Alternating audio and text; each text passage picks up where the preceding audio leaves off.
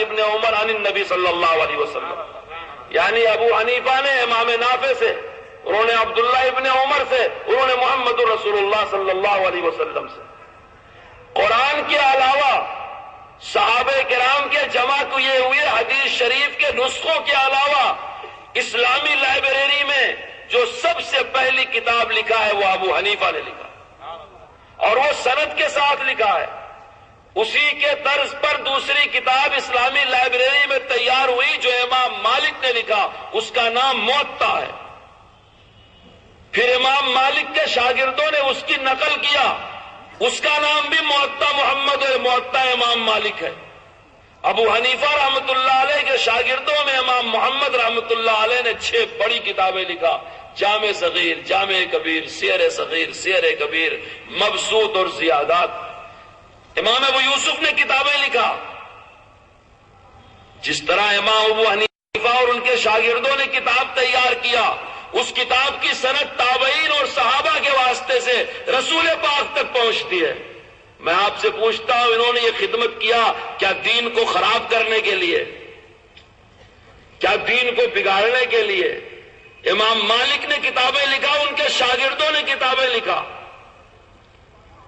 امام شافعی رحمۃ اللہ علیہ نے کتاب لکھا، اس کا نام کتاب الام ہے، چھپی ہوئی ہے، اٹھا کر کے دیکھ لو۔ امام شافعی سند سے روایت نقل کرتے ہیں کہ میں نے فلاں سے، انہوں نے فلاں سے، انہوں نے فلاں سے، اور رسول پاک صلی اللہ علیہ وسلم سے یہ روایت نقل کیا۔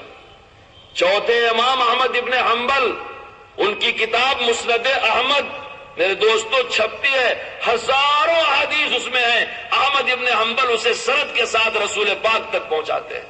یہ ہے وہ فقہ جس کو ہم مانتے ہیں، یہ ہے وہ مسئلے جس کو ہم مانتے ہیں۔ دیکھو ایک سوال اور کر کے جاتا ہوں، جیسے ہماری فقہ رسول پاک تک پہنچتی ہے، صحابہ تک پہنچتی ہے، ہماری تفسیر رسول پاک تک پہنچتی ہے، ہماری حدیث رسول پاک تک پہنچتی ہے، ہمارے زمانے کے غیر مقلدین حدیث تفسیر کی کتاب کا مطالبہ نہیں کرتا، ایک نورانی قاعدہ جیسی کتاب پیش کر دیں جس کی سند حنفی واسطے کے بغیر رسول پاک تک پہنچا دیں۔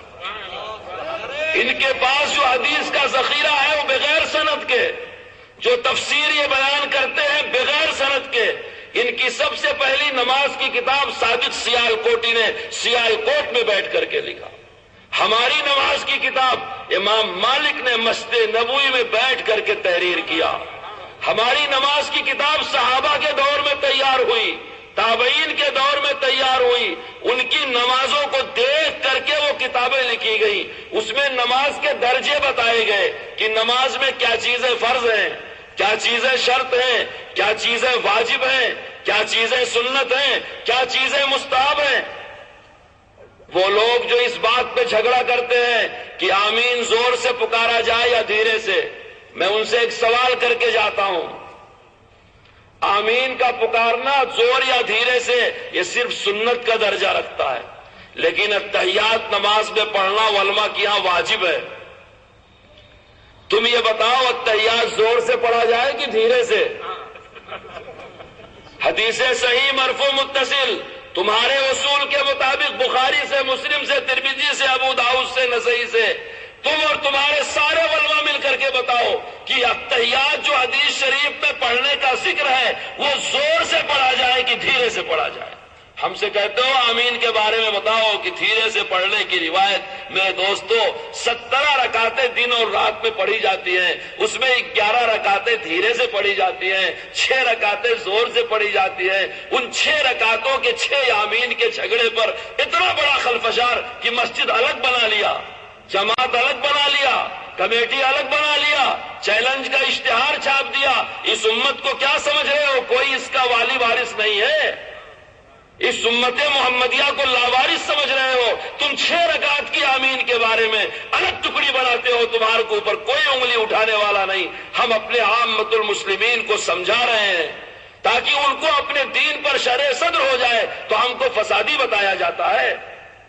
ہمارے تمام چیزوں کی سند رسول پاک تک پہنچتی ہے، تمہارے دین کے کسی ٹکڑے کی سند یاد رکھو ہمارے بزرگوں کے بغیر رسول پاک تک نہیں پہنچ سکتی۔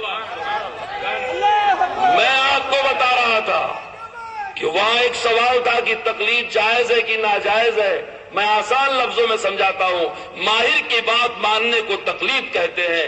عقل بھی اسے مانتی ہے, نقل بھی اسے مانتی ہے, قرآن سے بھی یہ ثابت ہے, سنت سے بھی یہ ثابت ہے. مثال لیجئے, بکری کا گوشت حلال ہے حرام ہے؟ کتے کا گوشت؟ تو بکری کا دودھ حلال ہوگا حرام ہوگا؟ اور کتے کا؟ وہ نہیں بولتے. بکری حلال تو اس کا دودھ بھی حلال, کتا حرام تو اس کا دودھ بھی. کتی کے دودھ کے لیے الگ سے دلیل تلاش کرنے کی ضرورت نہیں ہے. کتی نجس اور ناپاک تو اس کا دودھ بھی نجس ناپاک. بکری حلال اور پاک تو اس کا دودھ بھی پاک. اب غور سے سنو, پلے بات کے لے جاؤ. ہم تقلید کرتے ہیں صحابہ کی, صحابہ معیار حق ہیں. ہم تقلید کرتے ہیں ائمہ کی, ائمہ اہل حق ہیں. ان کا کردار کھلی کتاب ہے, جس کا جی چاہے مطالعہ کر لے. مسلمان تو مسلمان, اگر کافر بھی بزرگوں کے حالات مطالعہ کرے گا تو اس کا دل گواہی دے گا کہ یہ اہل حق تھے. ان کی, جب وہ اہل حق تھے, ان کی تقلید بھی برحق ہے, ان کی نقل بھی برحق ہے.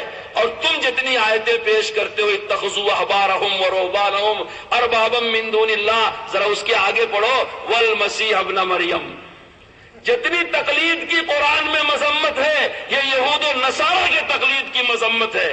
اہل ایمان کے لیے پھر لوگوں سوال کرتا ہوں, قرآن کریم کی ایک آیت کریمہ, رسول پاک صلی اللہ علیہ وسلم کی ایک حدیث صحیح مرفوع متصل تمام دنیا کے غیر مقلدین مل کر کے نہیں پیش کر سکتے, جس میں ائمہ اربعہ کی تقلید کو ناجائز اور حرام کہا گیا. ہاں, ہم ابو جہل کی تقلید نہیں کر رہے, ابو لہب کی تقلید نہیں کر رہے. ہم ان کی تقلید کرتے ہیں جو سلف صالحین ہیں, جو صحابہ ہیں, تابعین ہیں, ان کے شاگرد ہیں.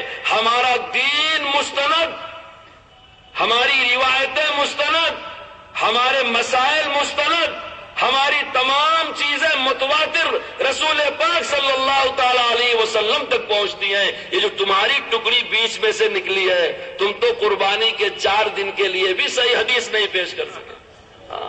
ابھی اگر ہم مسئلہ پوچھنا شروع کریں ایک ایک چیز کا, اور ہر چیز کے جواب میں صحیح حدیث مانگیں, تمہارا کوئی حفظ اللہ نہیں پیش کر سکتا. میں ارشد سے کہتا تھا کہ بڑے جلسے کی ضرورت نہیں ہے, لوگوں کو سمجھاؤ, طالب الاسلام جیب میں رکھیں, ان کے علماء کرام کے پاس جائیں اور ان سے پوچھیں کہ ایک ایک مسئلے کے بارے میں ہم کسی امام اور مولوی کی بات نہیں سننا چاہتے. ہم مسئلہ پوچھتے ہیں, آپ قرآن کی آیت پڑھ کر کے بتا دو. ہم مسئلہ پوچھتے ہیں, آپ حدیث شریف پڑھ کے بتا دو. میں دکان کرتا ہوں فلاں چیز کی, میری دکان کے 10 طرح کے پرابلم اور مسائل ہیں, میں آپ سے مسئلہ پوچھتا ہوں, آپ نام لے کر کے قرآن کی آیت پڑھ دو جس آیت میں میرے مسئلے کا صراحتاً جواب ہو. میں کبھی کبھی کہا کرتا ہوں, ہمارے اس ملک میں کچھ بدعتی قسم کے لوگ بستے ہیں, کبھی کبھی وہ نعرہ لگاتے ہیں غوث کا دامن نہیں چھوڑیں گے, غوث کا, کم سے کم ان بیچاروں کے ہاتھ میں غوث کا دامن تو ہے. یہ ایسی یتیم جماعت ہے, اس کے پاس کسی کا دامن نہیں ہے. یہ صرف اعلان کرتے ہیں ہم قرآن اور حدیث پر عمل کرتے ہیں, ان کے اوپر کسی کے دامن کا سایہ نہیں ہے. انہیں قرآن سایہ دینے کو تیار نہیں, انہیں حدیث سایہ دینے کو تیار نہیں, انہیں سنت سایہ دینے کو تیار نہیں, انہیں صحابہ سایہ دینے کو تیار نہیں. کیوں؟ اس لیے کہ سب کی بے ادبی کرتے ہیں. ان کی کتابوں میں مسئلہ لکھا ہوا ہے, بغیر وضو کے قرآن چھو سکتے ہیں. اتنی بڑی بے ادبی قرآن کی کیا. ان کی کتابوں میں لکھا ہے کہ صحابہ کا قول و فعل حجت نہیں ہے, اور بعض صحابہ کو رضی اللہ تعالی عنہ کہنا بھی جائز نہیں ہے. جہاں پوری امت کی پیشانی جھک جاتی ہے, یہ ان صحابہ کرام کو رضی اللہ تعالی عنہ کہنے کے لیے تیار ہے. قرآن کہتا ہے والسابقون الاولین والسابقون الاولون من المہاجرین والانصار رضی اللہ کو نہیں مانتے. ہم اماموں کو نہیں مانتے, صحیح حدیث مانتے ہیں. یہ صرف پروپیگنڈا ہے, یہ ہمت نہیں کر پا رہے ہیں. اصل میں یہ صحابہ کرام کو نہیں مانتے. ان کا جھگڑا صحابہ سے ہے, اور چونکہ ائمہ صحابہ پر فدا ہیں, ہم صحابہ پر فدا ہیں, اس لیے ہم ان کا تعاقب کر رہے ہیں. ہم صحابہ کے وارث ہیں, ہم دین کے وارث ہیں. جو ان کی شان میں گستاخی کرے گا صحابہ کرام کی طرف سے ہمارا ہی سینہ پہلے سامنے آئے گا. میں آپ سے پوچھتا ہوں، ابو بکر صدیق رضی اللہ تعالیٰ عنہ نے جتنے کام رسول پاک کی دنیا سے پردہ فرمانے کے بعد کیے، آج کی غیر مقلد جماعت اپنے وصول کے مطابق کیا ہر کام کے لیے قرآن کی آیت اور حدیث صحیح مرفوع متصل پیش کر سکتی ہے؟ کیا کیا کام صدیق اکبر نے کیا؟ رسول پاک کو سپرد خاک کیا، آپ کو کہاں زیر زمین کیا جائے اس کے لیے جگہ کا انتخاب کیا، اور فرمایا میں نے اللہ کے رسول سے یہ سنا تھا، پوری تفصیل آپ کے ذہن میں آ گئی ہوگی۔ اس کے بعد بیعت ہوئی، آپ کی خلافت پر اجماع ہوا، آپ کی اطاعت مانی گئی، سارے صحابہ نے تسلیم کیا، سب کی بنیاد صرف ایک قیاس تھا، وہ بھی سن لو، ایک قیاس کیا تھا؟ اللہ کے رسول نے اس امت کی نماز میں جس کو اپنا جانشین بنایا ہے، اس امت کے دنیاوی امور میں بھی وہی رسول پاک کا خلیفہ ہوگا۔ اگر قیاس کرنا فعل شیطانی ہے تو قرن اول کے سارے صحابہ جنہوں نے یہ دیکھ کے کہ رسول پاک نے اپنے مصلی پر صدیق اکبر کو کھڑا کیا، اپنے امور سارے صدیق اکبر کے حوالے کر دیے، اگر قیاس کرنا فعل شیطانی ہے تو تمہارا یہ کہاں تک نشانہ جا رہا ہے؟ تم صحابہ کرام کو کیا کہو گے؟ پھر یہ کہتے ہیں صحابہ نے بگاڑ دیا دین کو۔ کیسے بگاڑا؟ حضرت عمر نے اپنے زمانے میں طاقت سے کئی فیصلے کیے، اسی فیصلے میں یہ بھی کیا کہ رمضان میں مسلمان 20 رکعت تراویح پڑھے۔ پوری امت میں حضرت عمر کی تراویح کے منکر صرف شیعہ تھے، یا تو ہمارے زمانے کے غیر مقلدین، ان کے ہاں تراویح نام کی کوئی نماز نہیں ہے، بلکہ یہ تراویح کو بدعت کہتے ہیں۔ میں تم سے پوچھتا ہوں، جب ہمارا تمہارا عقیدہ ہے کہ صحابی بدعتی نہیں ہوتا تو ان کے بدعت کہنے کا اثر کتنی دور تک پڑتا ہے؟ کس نے 20 رکعت تراویح شروع کیا؟ کہاں شروع کیا؟ رسول پاک کی مسجد میں۔ اچھا یہ پڑھواتے کیسے بھائی؟ 8 رکعت پڑھو۔ میں پوچھتا ہوں، اگر 8 رکعت تراویح ہے، ابو بکر صدیق کے زمانے میں رمضان آیا تھا کہ نہیں آیا تھا؟ 2.5 سال آپ خلیفہ رہے، 2.5 سال میں رمضان تو آیا ہی ہوگا۔ تو اگر صحابہ نے تمہاری دلیلوں سے 8 رکعت تراویح سمجھا تھا تو ابو بکر صدیق کے 2.5 سالہ دور خلافت میں جب رمضان آیا تو ان مسجدوں میں کیوں نہیں 8 رکعت ایسے پڑھی گئی جماعت کے ساتھ جیسے تم پڑھتے ہو؟ کیوں نہیں پڑھی گئی؟ پتا چلا کہ تم جو سمجھ رہے ہو صحابہ کی سمجھ کے خلاف ہے۔ صحابہ نے اس سے تراویح ویسی سمجھا تھا جیسی عمر فاروق کے زمانے میں شروع کیا، اور تم نے تراویح ایسی سمجھا جیسی کسی صحابی نے نہیں سمجھا۔ تو جو صحابہ کی سمجھ کے خلاف چلے وہ گمراہی کہلایا جائے گا، وہ حق پر نہیں کہلایا جائے گا۔ یہاں تک تو برداشت کر لیتے کہ یہ کہتے 20 نہیں پڑھیں گے، ہم 8 پڑھیں گے، چلو بھائی تراویح کی نماز مستحب ہے، نفل ہے، لیکن اوپر سے انہوں نے جو ظلم کیا وہ یہ کہ امت کی 20 رکعت کو بدعت کہا، اور اپنی ہی 8 رکعت کو۔ کہاں تک اس کا اثر گیا کہ صحابہ نے جو 20 رکعت پڑھی وہ بدعت شروع کیا۔ حضرت عائشہ ابھی حیات ہے، ازواج مطہرات حیات ہیں، ہزاروں صحابہ حیات ہیں، نواسے رسول سیدنا حسین ابن علی رضی اللہ تعالی عنہ حیات ہے۔ حضرت حسین کی کربلا کی جنگ کی تاریخ کبھی پڑھیے میرے دوستو، خواجہ معین الدین چشتی اجمیری رحمت اللہ علیہ کا شعر ہے، دین ہست حسین دین پناہ ہست حسین، دین ہست حسین دین پناہ ہست حسین، شاہ ہست حسین بادشاہ ہست حسین، سرداد نداد دست در دست یزید حقہ کی بنائے لا الہ ہست حسین۔ اگر حضرت عمر بدعت ایجاد کرتے حضرت حسین خاموش رہ سکتے تھے؟ حضرت عمر کے جسم پر عید کے دن صرف 2 سفید چادریں تھی، ایک صحابی نے کھڑے ہو کر کے سوال کر لیا کہ سب کو ایک ملی، آپ کو 2 کیسے مل گئی؟ ان کے بیٹے نے کھڑے ہو کے کہا کہ میں نے اپنی والی بھی ابا کو دے دیا ہے۔ تم کیا تمہاری طرح صحابہ کو سمجھتے ہو کہ ریالوں کے بدلے تمہارے فتوے بدلتے رہیں؟ تم صحابہ کو ایسا سمجھتے ہو؟ حالت اور موسم کے اعتبار سے تمہارے خیالات بدلتے رہے۔ آج کے 50 سال پہلے سلفی لفظ سننے کو ہی نہیں آتا تھا، اب جسے بھی دیکھو وہ سلفی، جسے بھی دیکھو وہ سلفی۔ 100 سال میں تم نے کتنے چولے بدلے ہیں، تم اپنے ہی اوپر صحابہ کو بھی قیاس کر رہے ہو۔ میرے دوستو تلوار چل جاتی اگر حضرت عمر کوئی ایسا کام کرتے جو کام دین میں نہیں تھا۔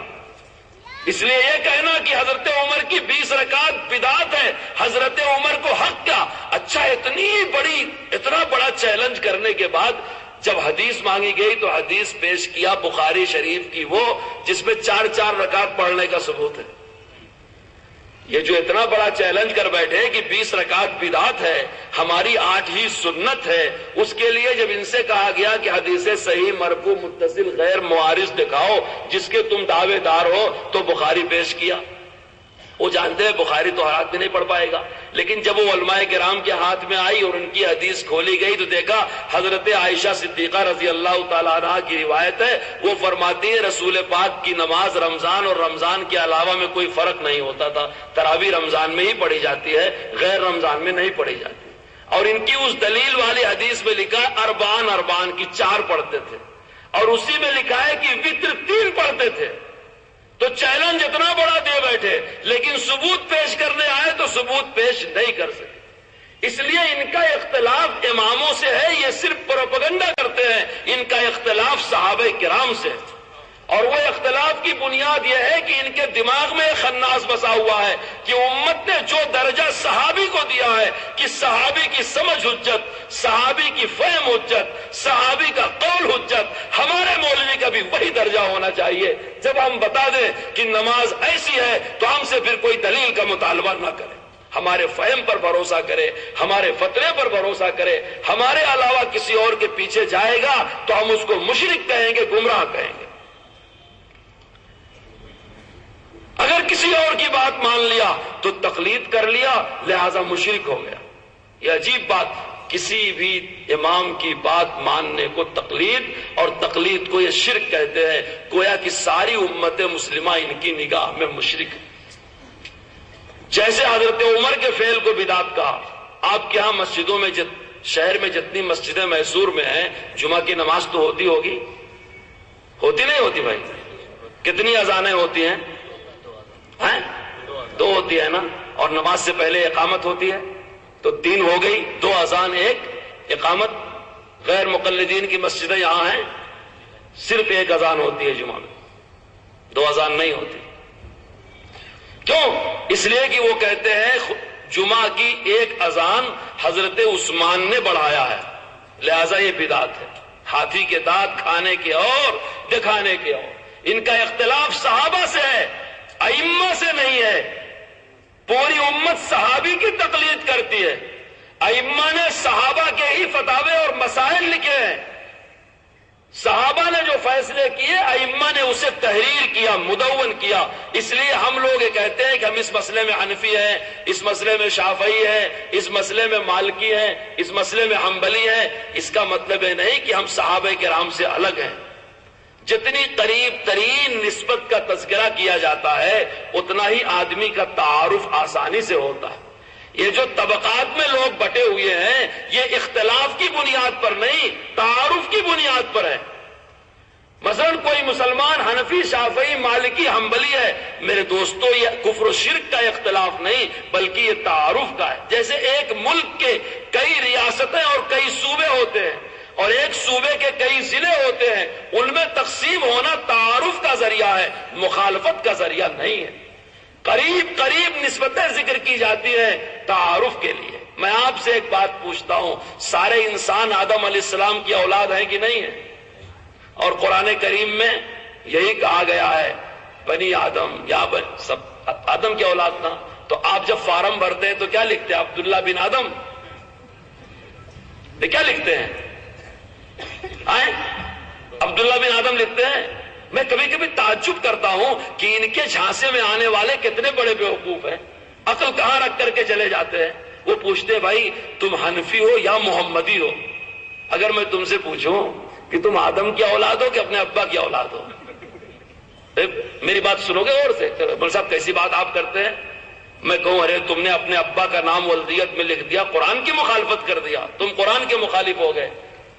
اللہ کے رسول نے تو یہ کہا تھا کہ میں تمہارے اندر 2 چیزیں چھوڑ کر کے جا رہا ہوں، اور اللہ یہ کہہ رہا ہے اطیعوا اللہ و اطیعوا الرسول، اللہ کی مانو، رسول اللہ کی مانو۔ تم عالم مولویوں کے مسئلے مسائل مانتے ہو، جب میری بات پر آپ ہنس رہے ہیں کہ اپنے ابا کی اولاد ہو کہ آدم کی اولاد ہو، تو ان کی بات بھی تو قابل ہنسی ہے جو یہ کہتے ہیں کہ آپ محمد الرسول اللہ کو نہیں مانتے، اماموں کو مانتے ہیں، مولویوں کو مانتے ہیں۔ میرے دوستو قریب قریب کی جو نسبتیں ہیں، قریب قریب کی نسبتیں، وہ تعارف کا ذریعہ ہیں، وہ اختلاف کا ذریعہ نہیں ہوتی۔ اگر تم فارم بھرنے جاؤ اپنے اسکول میں اور ڈائریکٹ لکھ دو انڈیا الہند، موٹا سے لکھو الہند، انڈیا ہندوستان فلاں فلاں فلاں، نیچے ہندوستان، نہ میسور کا نام لکھو، نہ محلے کا نام لکھو، نہ ڈور نمبر لکھو، بعد میں بولو بھائی ہم لوگ انڈین، ہمارے پاسپورٹ میں نیشنلٹی انڈین لکھی ہے، تو متعلقہ افسر کہے گا کہ آپ اپنے دماغ کا علاج کراؤ، یہاں ڈور نمبر بھی لکھنا، گلی نمبر بھی لکھنا، محلے کا نمبر بھی لکھنا، شہر لکھنا، ریاست لکھنا، پھر انڈیا کا نمبر آئے گا۔ تو جب آپ سے پوچھا جائے گا کہ آپ کس امام کے پیچھے نماز پڑھتے ہیں، تو اپنے مسجد کے امام کا نام لینا ہوگا نا۔ آپ نے کس سے قرآن پڑھا تو مدرسے کے مولوی صاحب کا نام لیں گے۔ اللہ تعالیٰ فرما رہا الرحمن علم القرآن، کہ اللہ نے قرآن سکھایا اور اللہ نے قرآن نازل کیا تاکہ پڑھو۔ تو تعارف اور پہچان کے لیے قریب ترین واسطوں کا تذکرہ کیا جاتا ہے، جس کو یہ پروپیگنڈا کرتے ہیں کہ تم لوگوں نے رسول پاک کو چھوڑ دیا اور اماموں کو پکڑ لیا۔ میرے دوستو، رسول پاک کے پیچھے چلنے کے لیے ہی ائمہ کرام کے پیچھے چلتے ہیں، اور ائمہ کرام نے جو دین ہم تک پہنچایا ہے وہ رسول پاک والا ہی دین ہے۔ اپنے گھر سے انہوں نے کچھ نہیں کہا ہے، ان کا اختلاف صحابہ کرام سے ہے، اسی لیے یہ تراویح کی 20 رکعت نہیں پڑھتے، اور اسی لیے یہ جمعہ کی 2 اذانیں نہیں دیتے۔ کہتے ایک اذان حضرت عثمان غنی رضی اللہ تعالیٰ عنہ نے پڑھایا ہے، یہ حضرت عثمان کی بدعت ہے۔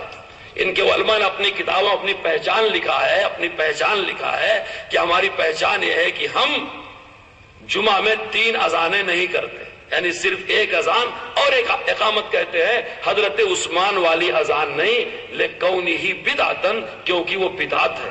اب میں تم سے پوچھتا ہوں کہ جو جماعت صحابی کو بدعتی کہے وہ جماعت اہل حق نہیں ہو سکتی۔ اس سے بچانا اپنے جوانوں کے لیے بہت ضروری ہے۔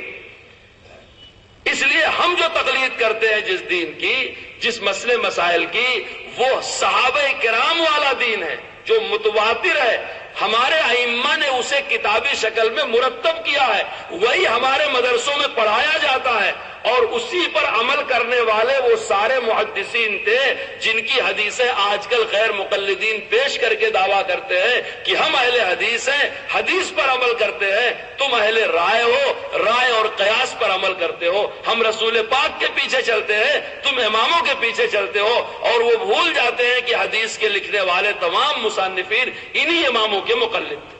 وقت بہت ہو گیا، میں ایک بات بتا کر کے اپنی بات مختصر کرتا ہوں۔ تقلید کرنا شرک ہے، اور تقلید کرنے والا مشرک ہے۔ میرے دوستو، ایک مسلمان کو مشرک سے بڑی اور کوئی گالی نہیں دی جا سکتی۔ ایک ایمان والے کو مشرک سے بڑھ کر کے اور کوئی گالی اس کے لیے نہیں ہو سکتی۔ اللہ شرک تو معاف نہیں کرے گا۔ ہم مشرک ہیں اس لیے ہم غیر معتبر ہیں، کیونکہ ہم تقلید کرتے ہیں۔ لوگ یہ نہیں سمجھتے تقلید صرف وہی کی جاتی ہے میرے دوستو جہاں جزوی اور فروعی مسئلہ ہوتا ہے۔ اللہ کو ایک ماننے میں کسی کی تقلید ہے، رسول اللہ کو ماننے میں کسی کی تقلید ہے۔ ہمارے عقائد اور مسائل کا 80% حصہ ہے کہ مسلمان بغیر تقلید کے اسے مانتا ہے۔ ہاں اتنا بھروسہ کرتا ہے کہ جن لوگوں نے یہ نقل کیا ہے وہ اہل حق تھے۔ آپ سمجھ رہے ہیں میری بات؟ اگر اہل حق کا واسطہ بیچ سے ہٹ جائے تو ہم کو یہ صحیح دین نہیں پہنچ سکتا تھا۔ ہم اس میں اس معنی کر کے تقلید کرتے ہیں کہ اس کے نقل کرنے والوں کو اہل حق سمجھتے ہیں، اس کا تسلسل تواتر کے ساتھ رسول پاک تک پہنچتا ہے۔ صرف 20% مسئلے ایسے ہیں جس میں علماء میں، ائمہ میں صحیح اور اصح کا اختلاف ہے۔ یہ صحیح، یہ اصح، اس کو ہمارے اردو میں کیا کہتے ہیں؟ بہتر اور بہترین کا اختلاف ہے۔ کیا ہے بھائی؟ بہتر اور بہترین کا اختلاف ہے۔ امت کہتی ہے کہ اس معاملے میں امام شافعی کی رائے بہتر ہے، احمد ابن حنبل کی بہتر ہے، امام مالک کی بھی، ان کا بھی فتویٰ بہتر ہے، لیکن ابو حنیفہ کی رائے بہترین ہے۔ کیوں بہترین ہے؟ کیونکہ ابو حنیفہ کا واسطہ رسول پاک تک بہت تھوڑا ہے، اور ابو حنیفہ رحمت اللہ علیہ کا مسئلہ مانا جائے گا تو انشاءاللہ کہیں ٹھوکر نہیں لگے گی، اور بیک وقت ساری حدیثوں پر عمل ہو جائے گا۔ میں اس کی ایک چھوٹی مثال دیتا ہوں آپ کو. جس نے 1 روپیہ خیرات کیا اس کو 4 آنا خیرات کرنے کا ثواب ملا کہ نہیں ملا؟ جس نے 1 روپیہ خیرات صدقہ کیا اس کو 4 آنا صدقہ کرنے کا ثواب ملا کہ نہیں ملا؟ اب غور سے میری بات سنو. کسی حدیث میں یہ ہے کہ نماز کے شروع میں اللہ کے رسول نے یہاں تک ہاتھ اٹھایا، اور کسی میں ہے چادر کے اندر تھے ایسے ہاتھ اٹھایا، اور کسی میں ہے کندھے کے اوپر اٹھایا، کسی میں ہے کان کی لو تک، لیکن سر تک اٹھانے کی روایت نہیں ہے. ارے سمجھ رہے میری بات؟ سر تک اٹھانے کی روایت نہیں ہے. اب جس نے ہاتھ کان تک اٹھایا تو یہاں تک اٹھا کہ نہیں اٹھا؟ جس نے کان تک ہاتھ اٹھایا، کان کی دونوں لو تک، شہمتئی الاذنین جسے کہتے ہیں، تو اس پر اس کو ثواب مل گیا یہاں تک اٹھانے کا بھی، یہاں تک اٹھانے کا بھی، یہاں تک اٹھانے کا بھی، یہاں تک اٹھانے کا بھی. اور جس نے یہیں تک اٹھایا وہ 3 حصے سے محروم رہ گیا کہ نہیں محروم رہ گیا؟ سمجھا میری بات؟ اسی لیے ابو حنیفہ رحمۃ اللہ علیہ کے فتویٰ ہم اس لیے نہیں مانتے کہ 3 امام کا فتویٰ غلط ہے، بہتر ہے، لیکن ابو حنیفہ رحمۃ اللہ علیہ کا بہترین ہے. جیسے نماز میں رفع یدین کرنا، بڑا اس کا چرچا کرتے ہیں لوگ، نماز میں رفع یدین، نماز میں رفع یدین. میں کہتا ہوں نماز میں رفع یدین کرنے کی حدیث شریف ہے. غیر مقلدین کہتے ہیں ہاں وہ حدیث شریف ہے. بخاری شریف میں لکھا ہے حضرت عبداللہ ابن عمر رضی اللہ تعالیٰ عنہ رکوع میں جانے سے پہلے اور رکوع سے کھڑے ہونے کے بعد رفع یدین کرتے تھے. بخاری کی روایت ہے بخاری میں. اور یہ بھی روایت ہے مصنف ابن ابی شیبہ کی کہ حضرت عبداللہ ابن عمر رضی اللہ تعالیٰ عنہ صرف شروع نماز میں رفع یدین کرتے تھے اور اس کے بعد نہیں کرتے تھے. تو اختلاف ہوا کہ نہیں ہوا؟ ارے بھائی اختلاف ہوا کہ نہیں ہوا؟ تو جب حدیثوں میں اختلاف ہو تو فیصلہ کہاں سے ہوگا؟ قرآن شریف سے ہوگا نا. بھائی قرآن بڑا، حدیث بڑی، اللہ بڑا، رسول اللہ بڑے. اللہ کا قول بڑا ہے، رسول پاک کے اقوال اسی اللہ کے قول کی شرح ہے، اسی کی وضاحت ہے. قرآن شریف دیکھو قرآن کیا کہتا ہے. قرآن کہتا ہے اقم الصلاۃ لذکری. قرآن کہتا ہے الذین هم فی صلاتہم خاشعون، جو خشوع سے نماز پڑھتے ہیں. اور صحابی رسول کہتے ہیں خشوع کا مطلب ہے کہ رفع یدین نہیں کرتے. تو قرآن کی بات مانی جائے گی، حدیث کی بات مانی جائے گی.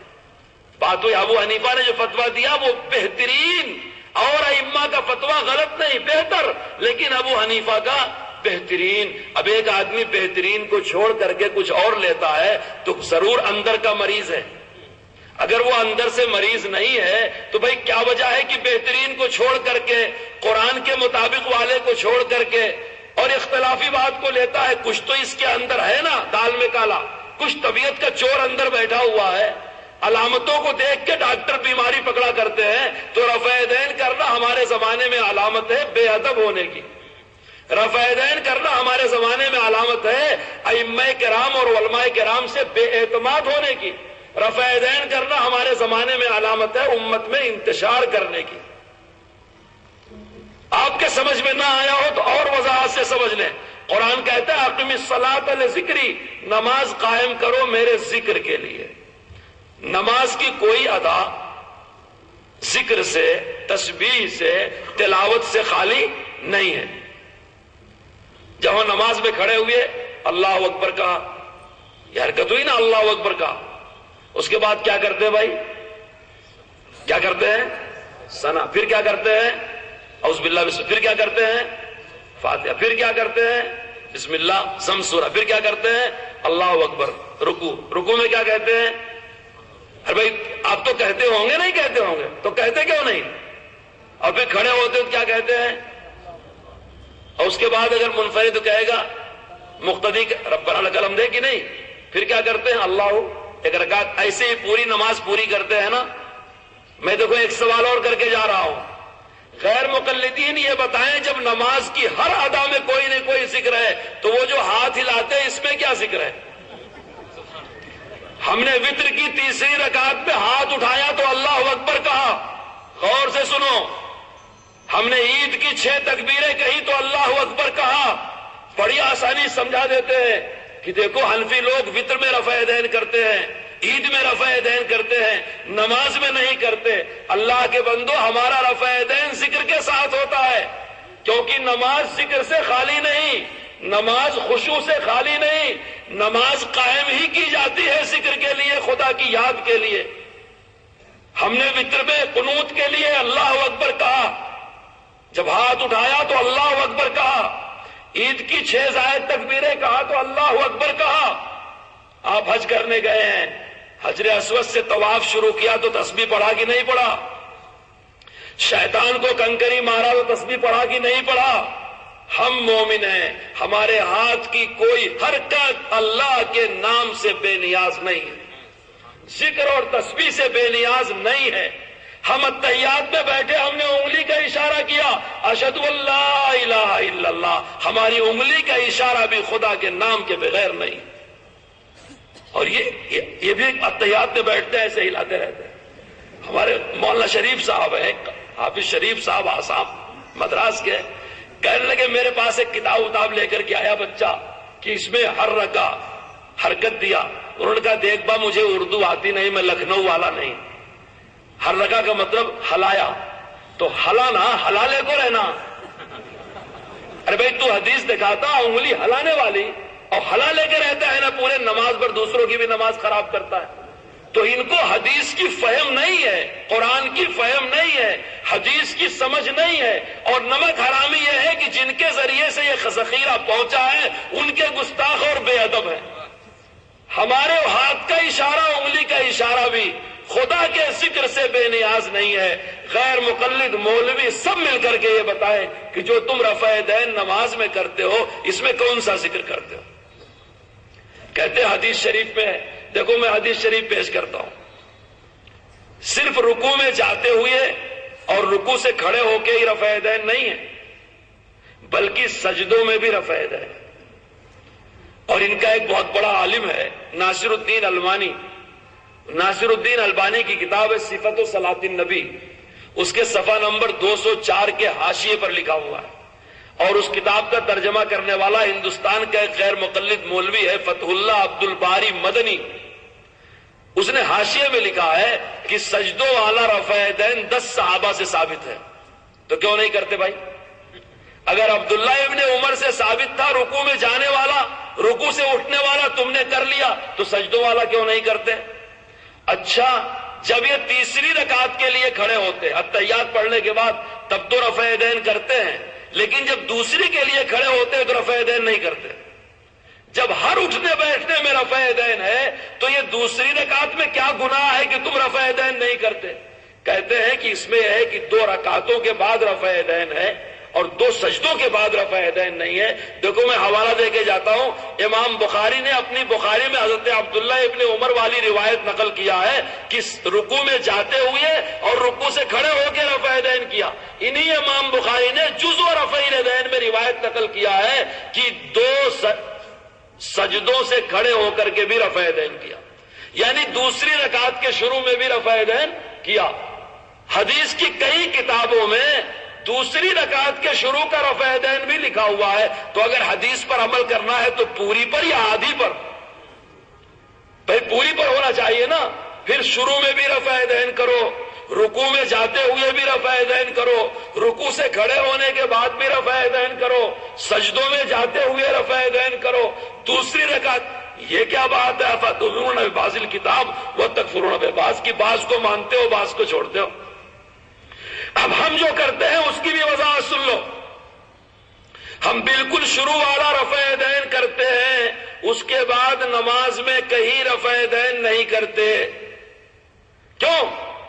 تکبیر تحریمہ والا رفع دین سنت ہے، غور سے سنیے، تکبیر تحریمہ والا رفع دین سنت ہے، وطر والا رفع دین سنت ہے، عیدین والا رفع دین سنت ہے، استلام والا رفع دین سنت ہے، اور رمی جمرات والا رفع دین سنت ہے، دعا کے لیے صفا مروہ پر ہاتھ اٹھانے والا رفع دین سنت ہے۔ یہ کس نے کہا؟ محمد رسول اللہ نے کہا۔ کس نے نقل کیا؟ صحابہ نے۔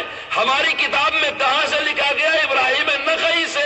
فتویٰ کس کا بنا؟ ابو حنیفہ کا۔ تبلیغ کون کرتا ہے؟ ہم سب۔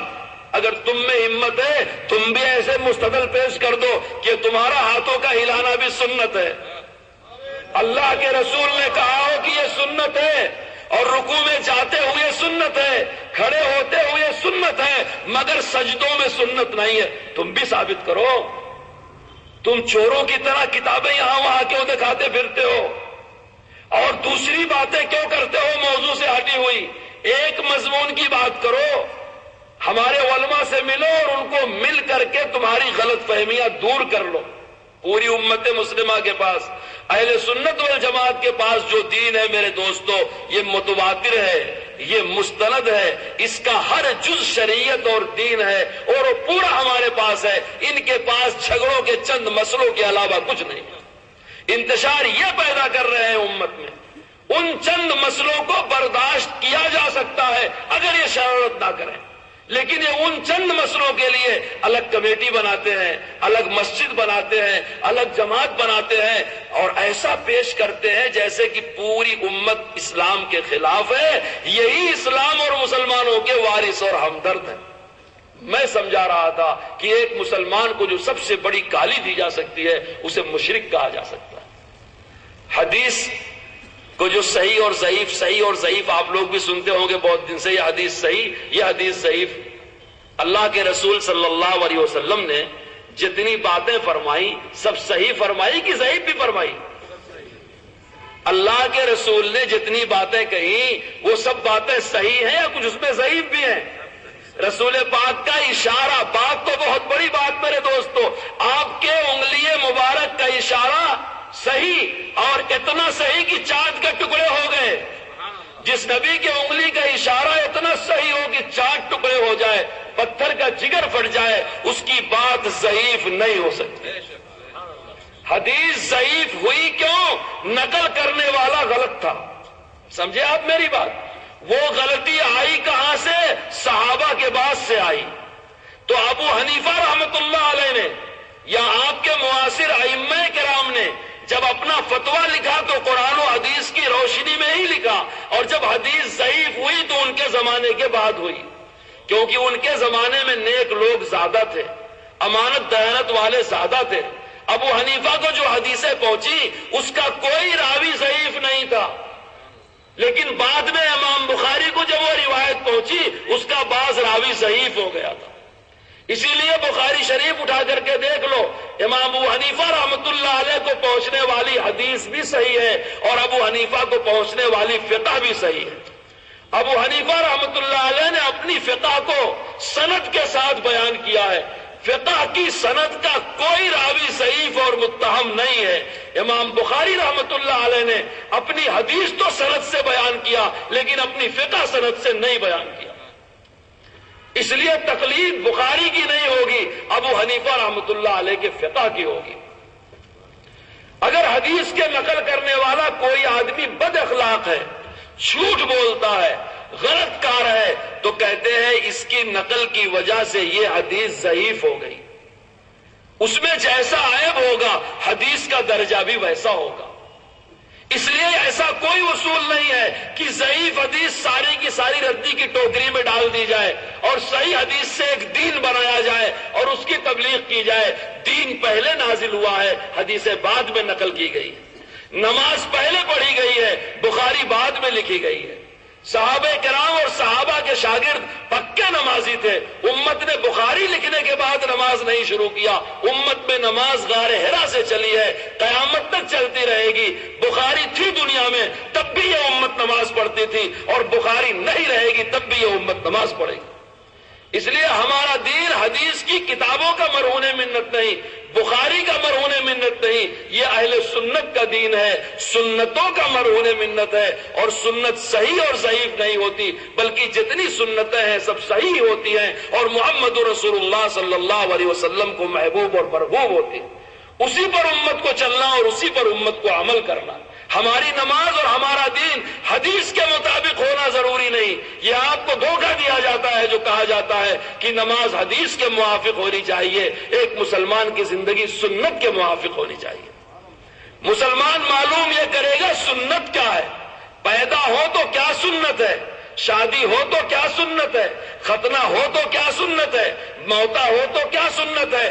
ہر عمل میں مسلمان سنت پر عمل کا مکلف ہے، حدیث پر عمل کا مکلف نہیں ہے۔ سنت پر عمل کا حکم رسول اللہ نے دیا ہے، علیکم بسنتی فرمایا۔ سنت پر عمل کا حکم اللہ نے دیا ہے، وَلَكُمْ فِي رَسُولِ اللَّهِ أُسْوَةٌ حَسَنَةٌ کہا۔ حدیث پر عمل کا حکم نہ اللہ نے دیا ہے نہ رسول اللہ نے دیا ہے۔ حدیث پاک ایک ذخیرہ ہے جسے محدثین نے اکٹھا کیا ائمہ کرام کے فتاوے کی تائید کے لیے، اور محمد رسول اللہ صلی اللہ علیہ وسلم کی ایک ایک ادا کو اور دین کے ایک ایک جزو کل کو محفوظ رکھنے کے لیے حدیث شریف کی کتابیں مدون اور مرتب کی گئی۔ اگر کسی حدیث کا راوی جھوٹا تھا تو وہ حدیث ضعیف ہو گئی، کسی حدیث کا راوی وعدہ خلاف تھا تو وہ حدیث ضعیف ہو گئی، اور اگر حدیث کا راوی مشرک ہو تو، شرک کرنے والا ہو تو صحیح ہوگی ضعیف ہوگی؟ اگر حدیث کا نقل کرنے والا مشرک ہو تو وہ حدیث صحیح ہوگی ضعیف ہوگی؟ ضعیف ہی تو ہوگی نا۔ اب اگر تقلید کرنا شرک ہے تو تقلید صحابہ نے کیا، تقلید تابعین نے کیا۔ اس امت میں جتنے غیر مجتہدین گزرے ہیں، امت کے دو طبقے ہیں، ایک ان راسخین فی العلم کا جو مجتہدین ہیں، مسائل کو اس کے دلائل سے سمجھتے ہیں، ان کے ذمہ فرض ہے اجتہاد کرنا، اور جو لوگ اس درجے پہ فائق نہیں ہیں، قرآن کہتا ہے فَاسْأَلُوا أَهْلَ الذِّكْرِ، نہ جاننے والے جاننے والوں سے پوچھ لیں، ان کے ذمہ ہے مجتہدین کی اطاعت، اتباع اور تقلید کرنا۔ اس لیے دو ہی طبقہ اس امت میں ہمیشہ رہا ہے، یا تو مجتہدین کا یا تو مقلدین کا۔ دیکھو میں ایک سوال اور کر کے جاتا ہوں، غیر مقلدین سب مل کر کے صحابہ کرام کے دور سے لے کر کے خیر القرون کے بعد تک کسی ایک صحابی، کسی ایک تابعی، کسی ایک تبع تابعی، کسی ایک امام، کسی ایک امام کے شاگرد، کسی ایک مفسر، کسی ایک محدث کے بارے میں قرآن حدیث سے نہیں دلیل مانگ رہا ہوں، تاریخ کے مسلمہ شواہد سے یہ ثابت کریں فلان لا یجتہد ولا یقلد وکان غیر مقلد، کہ یہ فلاں آدمی نہ تو مجتہد تھا نہ تقلید کرتا تھا، بلکہ یہ ہمارے ہی جیسا منکر فقہ اور غیر مقلد تھا۔ امام بخاری کے بارے میں سوال ہے، یہ ثابت کر دو کہ امام بخاری نہ تو مجتہد تھے نہ تو مقلد تھے، ہماری طرح فقہ کا انکار کرنے والے غیر مقلد تھے۔ امام بخاری تو اپنی کتاب میں اماموں کی فقہ کو نقل کرتے ہیں، قالا مجاہد، قالا فلا، قالا فلا۔ امام ترمذی اپنی کتاب میں نام لے لے کر کے ائمہ کے فتاوے نقل کرتے ہیں، اور آج کا غیر مقلد اماموں کو گمراہ کہتا ہے، ان کے پیچھے چلنے والوں کو گمراہ کہتا ہے۔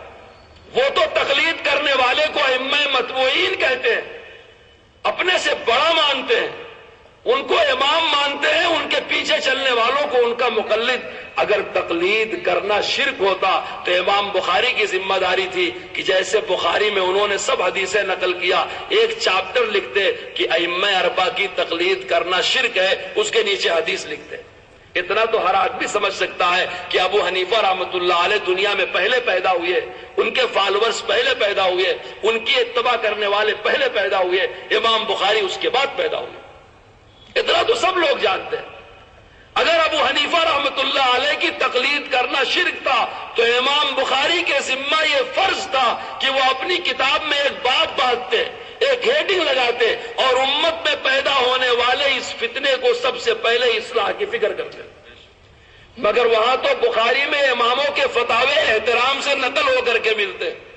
امام ترمذی کے ذمہ یہ فرض تھا، امام ترمذی کا انتقال 3 صدی ہجری میں ہوا، انہوں نے اپنی کتاب میں اماموں کے فتاوے نقل کیے، ان کے ذمہ یہ تھا اگر امام کو ماننا تقلید تھا اور تقلید شرک تھا تو ان کے ذمہ یہ تھا کہ اپنی کتاب میں لکھتے کہ یہ جو شرک کا راستہ امت میں شروع ہو گیا ہے، اس کو بند کرنا سب سے بڑا جہاد اور سب سے پہلا فرض ہے۔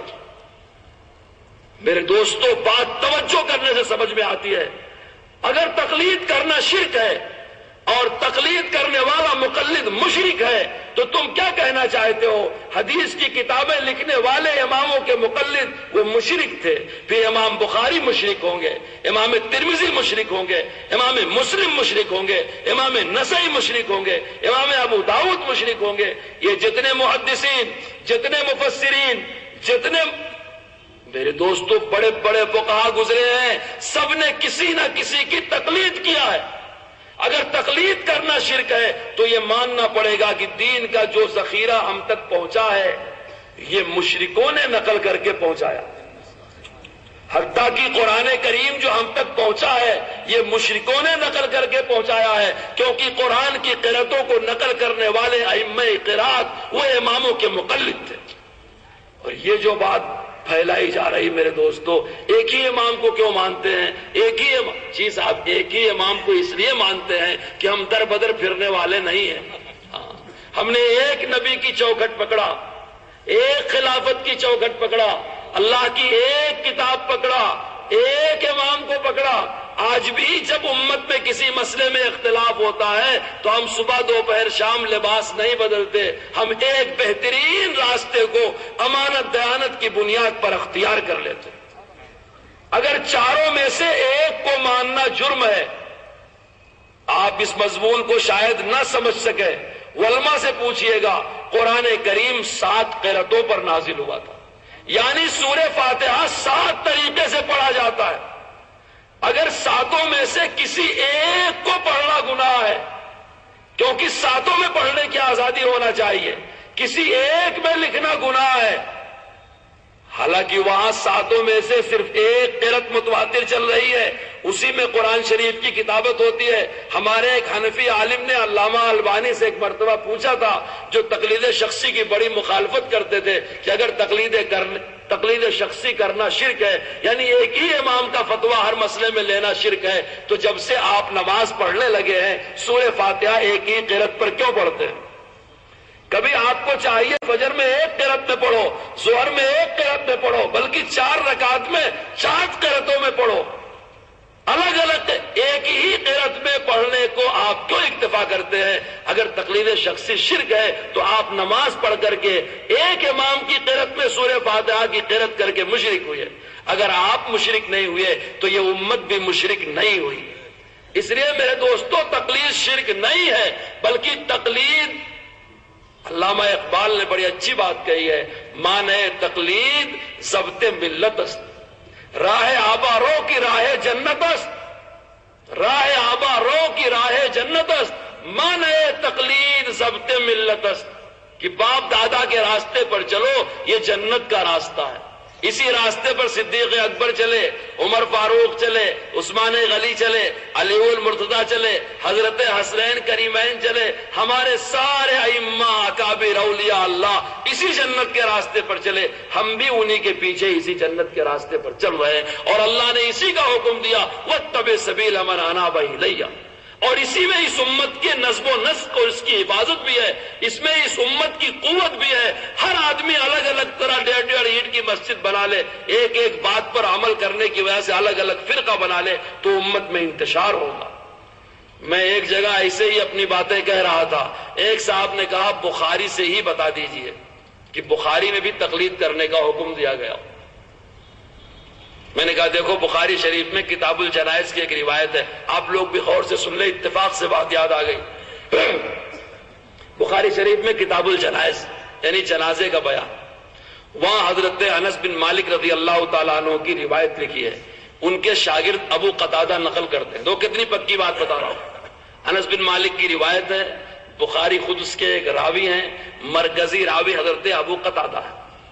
روایت کا مضمون یہ ہے، اللہ کے رسول صلی اللہ علیہ وسلم نے فرمایا کہ جب میت کو قبر میں دفن کر کے اس کے ساتھی واپس آتے ہیں تو 2 فرشتے آتے ہیں اور اس کو اٹھا کے بیٹھاتے ہیں اور اس سے سوال کرتے ہیں۔ وہ سوال معروف مشہور ہے، اس روایت میں ہے کہ اس سے پوچھتے ہیں ما تقول فی ھذا الرجل، یعنی قبر میں حضرت محمد رسول اللہ صلی اللہ علیہ وسلم کی زیارت ہوتی ہے اور ان سے پوچھا جاتا ہے مرنے والے سے کہ ان کے بارے میں کیا کہتا ہے، تو وہ ایک گواہی دیتا ہے کہ یہ میرے رسول ہیں۔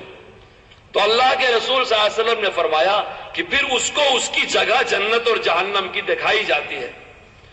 حضرت قتادہ نے اس روایت کو 2 سند سے بیان کیا۔ اس کے بعد والا ٹکڑا یہ بیان کرتے ہیں انس بن مالک رضی اللہ تعالیٰ عنہ کی روایت کا کہ جو آدمی نہیں پہچان پاتا وہ کہتا ہے اقول ما یقولہ الناس، کہ جو لوگ کہتے تھے میں وہی کہتا تھا، مجھے معلوم نہیں یہ کون ہے۔ تو اللہ کے رسول صلی اللہ علیہ وسلم نے کہ یہ جواب کافر اور منافق کا ہوتا ہے، وہ نہیں پہچانتا، وہ یہ جواب دیتا ہے۔ اب اس کے بعد والا ٹکڑا ہے، فرمایا کہ اس کو فرشتے یضربو بمطارق، اس کو گرج لے کر کے فرشتہ مارتا ہے، اور مارتے ہوئے فرشتہ یہ کہتا ہے فلا دریتا ولا تلیتا۔ یہ 2 لفظ سنانے کے لیے میں نے اس روایت کا مفہوم بیان کیا جو بخاری نے 2 جگہ نقل کیا۔ فلا دریتا ولا تلیتا، کہ نہ تو تو خود سمجھتا تھا، نہ تو تو نے خود سمجھا، نہ سمجھنے والوں کے پیچھے چلا۔ ترجمہ میرا نہیں ہے، یہ ترجمہ کیا ہے نواب وحید الزمان خان حیدرآبادی، جو غیر مقلدوں کے بڑے مضبوط بانی عالم دین ہیں۔ انہوں نے اپنی بخاری میں کتاب الجنائز میں بخاری کے ترجمے میں یہ حدیث نقل کیا، اور دونوں جگہ اس کا یہی ترجمہ کیا کہ نہ تو تو نے خود سمجھا، نہ سمجھنے والوں کے پیچھے چلا۔ میں ان سے پوچھتا ہوں اسی کا نام تو تقلید ہے؟ ہم ایسے غیر مقلد کیوں بنے کہ قبر میں ہم کو گرز لے کر کے مارا جائے اور یہ کہا جائے کہ نہ تو پیچھے چلا، نہ تو خود سمجھتا تھا، نہ سمجھنے والوں کے پیچھے چلا۔ جو پوچھتے ہیں کیا تم سے پوچھا جائے گا کہ ابو حنیفہ کی تقلید کیوں کیا؟ کیا قرآن میں ان کا نام تھا؟ کیا حدیث میں ان کا نام تھا؟ نام دکھاؤ اماموں کا، نام دکھاؤ بزرگوں کا۔ میرے دوستو، اگر کوئی آدمی یہ دعویٰ کرے کہ اللہ نے کہا اقیم الصلاۃ، اے لوگوں نماز پڑھو، نماز قائم کرو، اس میں میرا نام زید، عمر، بکر، خالد نہیں لکھا ہے، مولانا صاحب یہ اللہ کا عام خطاب ہے، اگر اقیم الصلاۃ کے بعد آپ میرا نام قرآن میں دکھا دیں میں تبھی نماز پڑھوں گا۔ آتوا الزکوٰۃ میں اللہ نے جنرل حکم دیا ہے، آپ میرا نام دکھا دیں تبھی میں زکوٰۃ ادا کروں گا۔ اتم الحج والعمرۃ للہ میں اللہ نے جنرل حکم دیا ہے، آپ میرا نام دکھائیں۔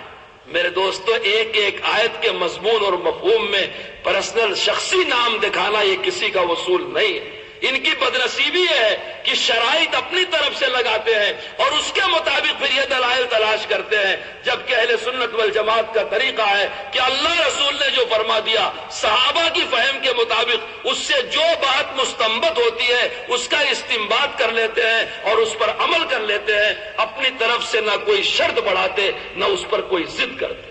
اس لیے تقلید شخصی کرنا میرے دوستو ہمارے اس زمانے میں عامی مسلمان کے لیے واجب ہے۔ کیوں واجب ہے؟ اس لیے اگر وہ کسی جاننے والے کے پیچھے نہیں چلے گا تو اپنے نفس کے پیچھے چلے گا، جو نفس کو امام بنائے گا ضرور گمراہ ہوگا۔ اسی وجہ سے فقہا نے اصطلاحی زبان میں تقلید شخصی کو واجب لغیر ہی کہا، اور اسی لیے امت ہمیشہ یہ کرتی رہی ہے کہ نہ جاننے